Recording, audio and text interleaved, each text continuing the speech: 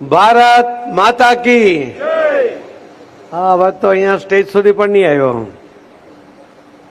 બધા એક સાથે ભારત માતા કી વંદે. ભેસાણની ધરતીમાં જ્યાં પરબનો પીર છે, ગરબા ગિરનારની ગોદ છે, સાધુ સંતોના આશીર્વાદ છે, સત્તાધાર બાપા ગીગા છે. આ તો સાધુ સંતોની ભૂમિ છે, આ તો સાવજની ભૂમિ છે. એવા ભૂમિ પર જ્યારે આપણે ભેગા થયા હોય અને આટલા બધા સાવજ જ્યારે અહીંયા ભેગા થતા હોય ત્યારે ભારતીય જનતા પાર્ટી હારી જાય એવું કોઈ વિચારતું હોય તો મને લાગે છે કે એની તબિયત ચેક કરવી જોઈએ.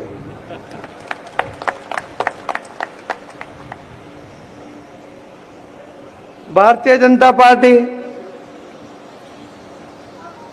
2022માં માનનીય પ્રધાનમંત્રી શ્રી નરેન્દ્ર મોદી સાહેબના નેતૃત્વમાં આપ સૌના સાથ અને સહકાર અને મહેનત સાથે 182 સીટ જીતવા માટે જ્યારે નીકળી હતી ત્યારે 156 સીટ આવી. ત્યારે આજે ભાઈ તમારી સામે ઊભા છે, એમની પાર્ટી, એમના નેતા જે દિલ્હીથી હમણાં આવ્યા હતા, એમણે કહ્યું હતું કે લખી લો, પત્રકારોને કહ્યું હતું કે લખી લો એમની સરકાર બને છે. પત્રકારોને હું આજે કહું છું કે તમે પણ લખી લો 136 સીટ ઉપર એ દિલ્હી વાળાના ઉમેદવારોની ડિપોઝિટ આ ગુજરાતની પ્રજાએ જપ્ત કરી હતી. અને ત્યાર પછી માં નર્મદામાં, માં તાપીમાં, માં યમુનામાં એટલા બધા પાણી વહી ગયા. એના કારણે જે કલ્લઈ લાગેલી હતી ને, કલ્લઈ નીકળી ગઈ. દિલ્હીના લોકો એવું માનતા હતા કે આ દિલ્હીના વિકાસમાં આ પાર્ટીના નેતા જે કંઈ કહે છે એટલું કરશે તો દિલ્હી તો સ્વર્ગ થઈ જશે. 10 વર્ષ સુધી એમણે રાહ જોઈ. 10 વર્ષ પછી એમનો નશો ઉતરી ગયો અને જે ભાઈ સોગન ખાતા હતા, જેમના નામની સોગન ખાતા હતા અને કહેતા હતા કે જ્યાં સુધી હું જીવિત છું ત્યાં સુધી ભારતીય જનતા પાર્ટી એમને હરાવી નહીં શકે, એમના જીવતા જીવ એમને પણ હરાવી દીધા.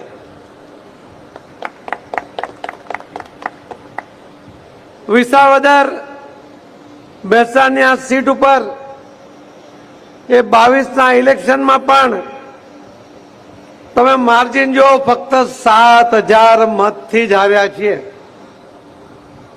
એટલે ગયા વખત કરતા 4000 મત વધારે આવે એ પહેલી પ્રાયોરિટી છે. ખૂબ વધારે આવશે એવી મને ખાતરી છે. પણ આ મુશ્કેલ સીટ છે. આ સીટ ભાજપ જીતી ન શકે એવું જો કોઈના મનમાં અહીંયા હોય ને તો એને ફરીથી વિચાર કરવો પડશે કે આ સીટ આજે નહીં, આના પછી કાયમી ફક્ત ભારતીય જનતા પાર્ટીનો ઉમેદવાર જ જીતી શકે એટલી મજબૂત આ સીટ છે. વિસાવદરના ભાઈઓએ 22માં પણ જ્યારે મત આપ્યા, એ ભાઈ પણ ભાજપના જ મહામંત્રી હતા. થોડા નારાજ થઈ ગયા ત્યારે આ વિસાવદર સીટના મતદાર ભાઈઓને લાગ્યું હશે કે આ કાર્યકર્તાને અન્યાય થયો છે, આપણે એની સાથે રહીએ અને કદાચ એને સપોર્ટ કર્યો હશે.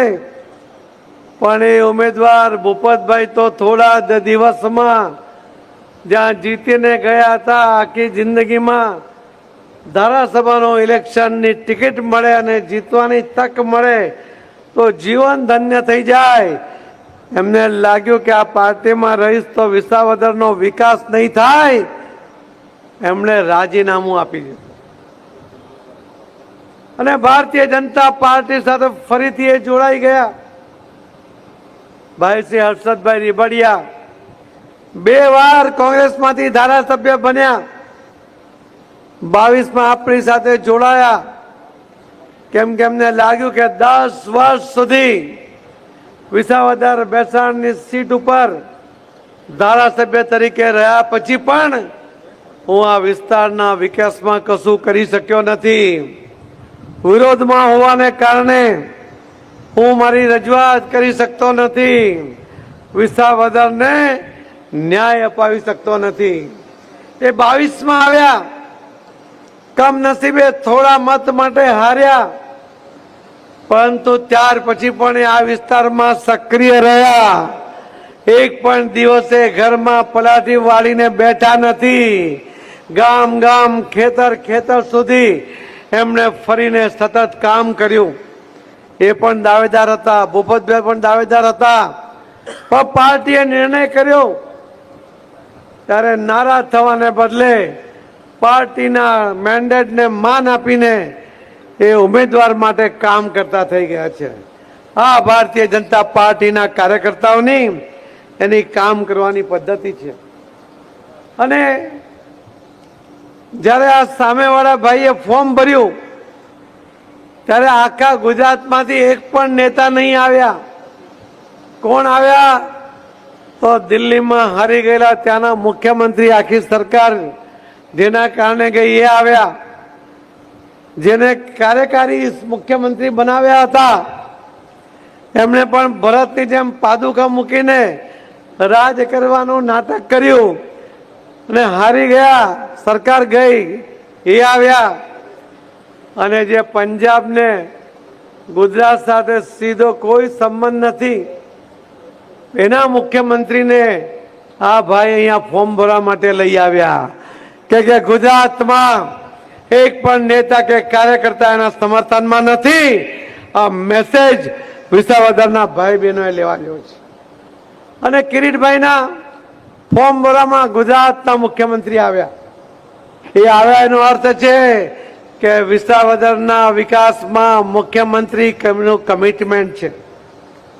એમની સાથે આવ્યા વિનોદભાઈ ચાવડા, અમારા MP અને પ્રભારી, એ આવ્યા. એમની સાથે આવ્યા ગોરધનભાઈ ઝડપિયા, જે ભારતીય જનતા પાર્ટીના આગેવાન અને પૂર્વ ધારાસભ્ય, પૂર્વ રાજ્ય કક્ષાના ગૃહમંત્રી આવ્યા. રાઘવજી પટેલ આવ્યા, ખેડૂતો માટે જેમણે પોતાની જાતને ઘસી નાખી છે. એનો દિવસ ઉગે અને દિવસ ડૂબે ત્યાં સુધી ખેડૂતોના ભલા માટે જ એ વિચારતા હોય ને કામ કરતા હોય એવા રાઘવજીભાઈ આવ્યા. કુંવરજીભાઈ બાવળિયા આવ્યા કે જે આ વિસ્તારમાં એમણે ખૂંદ્યું હોય, આ વિસ્તાર માટે કામ કર્યું હોય, આ વિસ્તારના ખેડૂતોને પાણી પહોંચાડવા માટે ખૂબ લગનથી કામ કરતા હોય એવા કુંવરજીભાઈ આવ્યા. મોણુભાઈ બેરા, ગુજરાતના કેબિનેટ મંત્રી, એ આવ્યા. શ્રી મુકેશભાઈ પટેલ, એ પણ ગુજરાત સરકારના મંત્રી, એ પણ અહીં આવ્યા. જયેશભાઈ રાદડિયા, પૂર્વ કેબિનેટ મંત્રી અને ધારાસભ્ય, એ પણ એમના સમર્થનમાં જવાબદારી લઈને આવ્યા. કોઈ કિરીટભાઈનો સારથી બન્યું છે, કોઈ એની સાથે જોડાયા છે.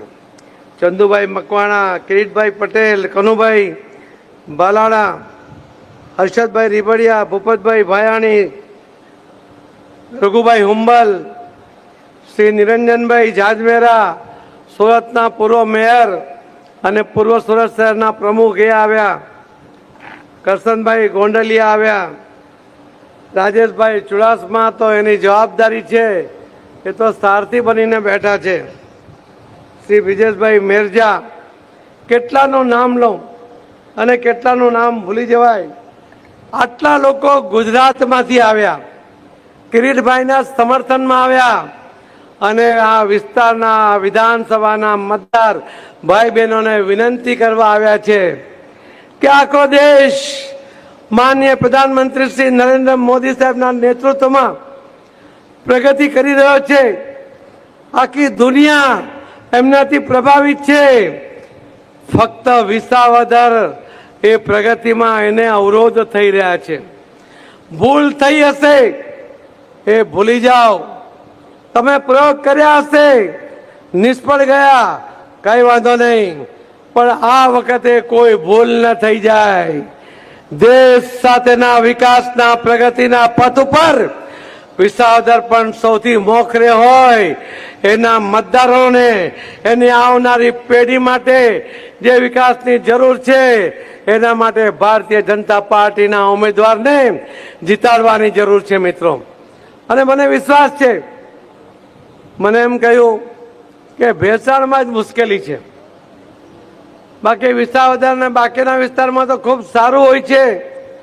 અને એટલા જ માટે આપણે ભેસાણમાં મિટિંગ રાખી અને હું ગાડીમાંથી ઉતરીને જોતો હતો જે રીતે સંખ્યા, કાર્યકર્તાઓનો ઉત્સાહ, બહેનોના આશીર્વાદ. આ જ્યારે હમણાં સામેના જે 16 જેટલા ઉમેદવારો છે ને બાકીના, એ બધા કદાચ વિડ્રો કરવાની તારીખ નથી ને, એ તો એમનું ફોર્મ વિડ્રો કરી લે. એટલી તાકાત તમે અહીંયા પ્રદર્શિત કરી છે મિત્રો. ભારતીય જનતા પાર્ટી ક્યારેય હારવાનું શીખી નથી, અને હારી જાય તો એને છોડી દે વિસ્તારને, એવું પણ કંઈ શીખી નથી. 182 માંથી 182 સીટ જીતવાની વાત આપણે સંકલ્પ સાથે આગળ વધતા હતા. 20 સીટ એવી હતી કે જે લગભગ 5000 થી ઓછા મતે હારી. 2 સીટ એવી હતી જે 7000 હારી, એક વિજાપુર અને એક આ વિસાવદર. પણ આ વખતે ત્યાં જે વિસાવદરમાં ફરીથી ઇલેક્શન થયું, ભારતીય જનતા પાર્ટીનો કાર્યકર્તા 44-45 હજાર મતે જીતી ગયો. અહીંયા પણ જીતાડવાની જવાબદારી અહીંના મતદાર ભાઈ બહેનોની છે. કાર્યકર્તા એમનો સંપર્ક કરે, એનો વિશ્વાસ કરે, એમના મનમાં કોઈ શંકા કુશંકા હોય એ દૂર કરે. અને ભારતીય જનતા પાર્ટીનો ઉમેદવાર જ્યારે ઊભો થાય છે ત્યારે આખી પાર્ટી એની સાથે ઊભી હોય છે. એ જે કંઈ વચનો આપે છે એ વચનો પૂરા કરવાની જવાબદારી પણ ભારતીય જનતા પાર્ટી લેતી હોય છે. અને એટલા માટે ઉમેદવાર કોઈ ભૂલ કરશે, કેટલાક લોકો ભ્રમ ફેલાવવાનો પ્રયત્ન કરે, ગેરમાર્ગે દોરાવવાનો પ્રયત્ન કરે, વિસાવદરના સાણા મતદારો એ આખી વાતને સમજે છે કે જેમનો બેઝ એ બેઝ જ ખોટો છે. એમના કોઈ ભ્રમમાં આવતા નહીં, એમની ખોટી વાતોમાં ભરમાતા નહીં, એમના લાલચમાં આવતા નહીં. આ વખતે કોઈ ભૂલ ન થાય. આપણે આવનારી પેઢીને પણ જોવાનું છે. આવનારી પેઢી આપણને માફ નહીં કરે કે તમે એક નહીં વારંવાર ભૂલો કરી. આ વખતે કે ભૂલો સુધારી લો. વિસાવદરના મતદાર ભાઈ બહેનોનું એમની આવનારી પેઢીને પ્રગતિના પંથે સૌથી અગ્રેસર રાખવા માટે આ વખતે ભારતીય જનતા પાર્ટીના ઉમેદવાર ભાઈ શ્રી કિરીટભાઈ પટેલને જીતાડવાનો સંકલ્પ કરો.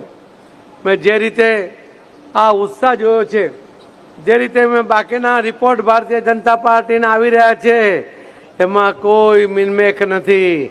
ભારતીય જનતા પાર્ટીનો ઉમેદવાર એ 100% જીતી રહ્યો છે મિત્રો. પરંતુ છેલ્લા દિવસ સુધી કમર કસજો.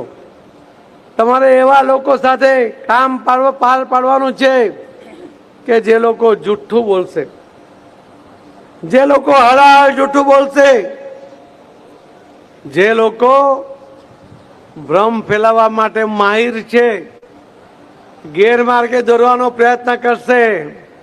એ ભાઈ જે દિલ્હીથી આવ્યા હતા એ તો અહીંયા ચેલેન્જ આપીને ગયા કે હવે આ ઉમેદવાર છે એને ખરીદી જુઓ. ભારતીય જનતા પાર્ટીના કાર્યકર્તા આ ચેલેન્જ તમારે ઉપાડવાની છે. બનાસકાંઠાની અંદર ત્યાં એક MP તરીકે એક ઉમેદવાર ચૂંટાઈ ગયા, બેન ગેનીબેન, અને એમણે ત્યાં હુંકાર કર્યો હતો કે આ ઉમેદવારને, એમનો જે કોંગ્રેસનો ઉમેદવાર હતો એને તમે હરાવી જુઓ. CR પાટીલ એના એ તાકાતને પડકારવાની વાત કરી. ત્યારે હું ત્યાં ગયો હતો. મેં કહ્યું કે આમાં CR પાટીલની કોઈ તાકાત નથી. CR પાટીલ તો એક કાર્યકર્તા છે, પ્રમુખ તરીકેની જવાબદારીમાં છે, પણ કાર્યકર્તાઓને કહ્યું હતું કે આ પડકાર CR પાટીલે નથી, આ પડકાર ભારતીય જનતા પાર્ટીના કાર્યકર્તાઓનો છે અને એને હરાવવું જોઈએ. જે એમપીની સીટ જીતી ગઈ એ બેન પોતાની સીટ ઉપર પોતાના મનગમતાના ઉમેદવારને લાવ્યા પછી પણ એને હારી ગઈ. એ જ બતાવે છે કે ભારતીય જનતા પાર્ટીના કાર્યકર્તાઓને છેડવા નહીં. એને જો છેડશો, એને જો છંછેડશો તો એ છોડશે નહીં. અહીંયા પણ કહી ગયા છે પેલા ભાઈ કે આને ખરીદી લો. ભારતીય જનતા પાર્ટીના કાર્યકર્તાઓ તરીકે હું આપને આહ્વાન કરું છું કે તમે પડકાર કરો કે ભાઈ દિલ્હીથી આવીને ગયા છો, તમારો જે હતો આગલો એને તો તમે સાચવી નહીં શક્યા. એ તો વિશ્વાસ એને આવી ગયો હતો કે આ પાર્ટીમાં ભવિષ્ય નથી, એને તો રાજીનામું આપી દીધું.